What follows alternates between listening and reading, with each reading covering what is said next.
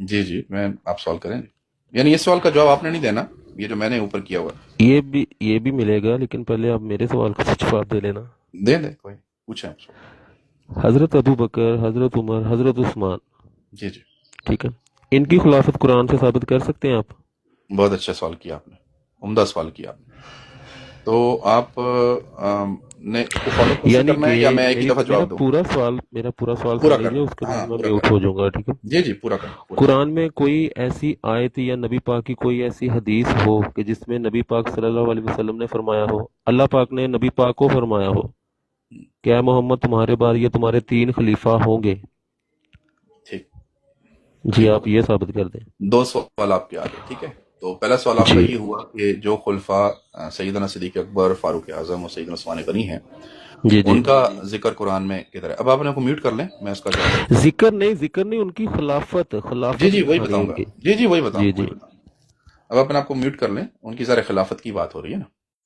تو عرض یہ ہے کہ سیدنا صدیق اکبر علیہ السلام ہوں، سیدنا فاروق اعظم ہوں، یا سیدنا عثمان غنی ہوں، یا سیدنا علی ہوں، ہمارے چوتھے خلیفہ تو وہ ہیں، ان کی خلافت کا اعلان، ٹھیک ہے، نام کے تعین سے قرآن میں بالکل بھی نہیں ہے، اور ہونا بھی نہیں چاہیے، تقاضا بھی نہیں کرنا بنتا۔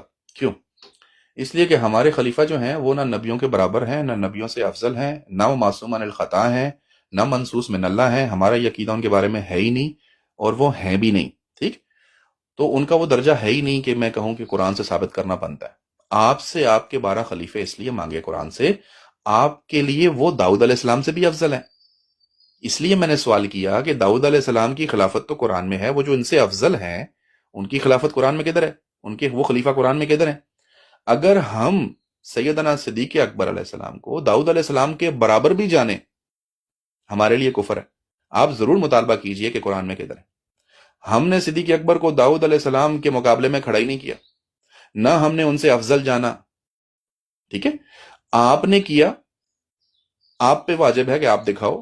ہمارے خلفاء کرام اس درجے کے ہیں ہی نہیں، نہ اس سے اوپر ہیں، نبی کے برابر کوئی نہیں، نبی سے افضل کوئی نہیں، ٹھیک ہے جی، پہلی بات ہو گئی۔ دوسری بات یہ کہ وہ جو خلافت ان کو ملی، کیا اس خلافت کا قرآن میں ذکر ہے؟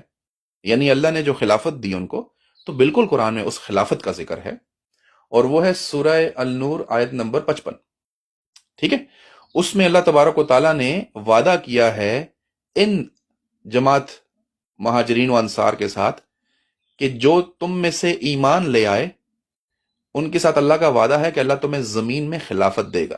سورہ النور آیت نمبر 55 کو غازی صاحب آپ ہی نکال لیجئے، اور باقی ہمارے بھائی جو سن رہے ہیں وہ بھی سورہ نور کو نکال لیں۔ تو جو خلافت اللہ نے دی اس کا وعدہ اللہ نے قرآن میں کیا ہے، اور پھر اللہ نے وعدہ وہ پورا کیا، ٹھیک ہے جی۔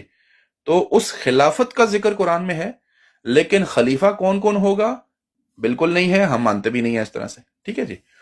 ہم ان کو منصوص من اللہ مانتے ہی نہیں ہیں، ہم ان کو معصوم عن الخطا، نبیوں سے افضل مانتے ہی نہیں ہیں کہ زمین پہ اللہ کا نور ہے، وہ حجت ہیں، ان پہ وحی آتی ہے، نبیوں سے افضل ہیں، یہ ہم بالکل نہیں مانتے غازی صاحب۔ جی جی،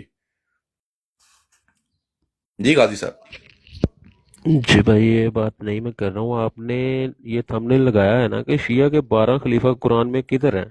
جی جی، تو اس کی وجہ میں بھی بتائی ہے اسی نا۔ لحاظ ہاں جی، تو میں اسی لحاظ سے پوچھ رہا ہوں نا کہ ان تینوں خلفاء کی وہ کیا میں نے بولتے ہیں بتایا نا خلافت حضرت کہ کدھر وہ، ہے؟ جی حضرت میں نے آپ کو دیکھیے، ایگزیکٹلی یہی جواب ایک دیا ہے منٹ، کہ وہ جی نہ جی، نبیوں کے برابر ہیں، نہ وہ کوئی سپر خلافتیں ہیں، کوئی سپر مین نہیں ہیں، وہ نبیوں سے افضل بھی نہیں ہیں، ٹھیک ہے۔ تو اس لیے ہمیں ضرورت ہی نہیں ہے، ہم اچھا، کیوں میرا دکھائیں دوسرا قرآن سوال سے آپ سے جب یہ ہم نے ہے ان کہ کو نبی منصوص من پاک اللہ صلی نہیں اللہ مانا۔